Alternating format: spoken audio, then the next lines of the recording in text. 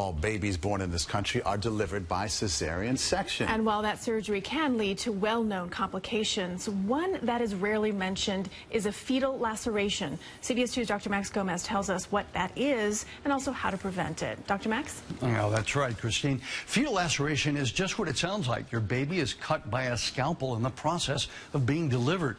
And while most are minor injuries, anything that harms your newborn is disturbing. An inexpensive new device promises to dramatically reduce those injuries. A yellow school bus goes beep. Meet little Sarah McGann, a cute 4-year-old who had a tough start in this world. She still bears a faint scar from her cesarean delivery. This is what she looked like on her first day of life.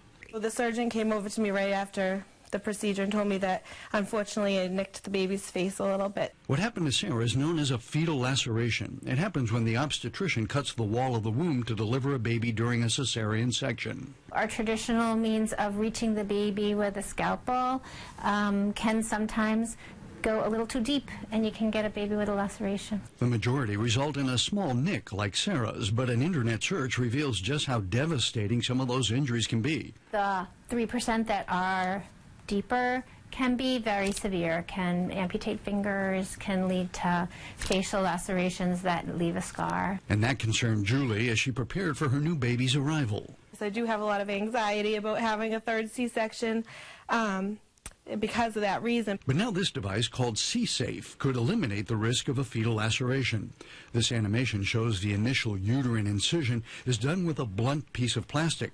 More importantly, the scalpel blade always faces away from the baby. All the while, the baby never comes in contact with the blade. And now that C-sections are approaching 33% national rate. Julie, who's a nurse, agreed to let Dr. McHugh use the C-Safe, and little Rebecca McGann was delivered absolutely unscathed.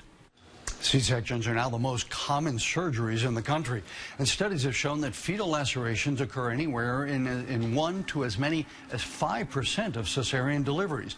While most of those are minor, a $28 instrument could make it sure that it almost never happens. Maurice? You bet, Dr. Max. Thank you.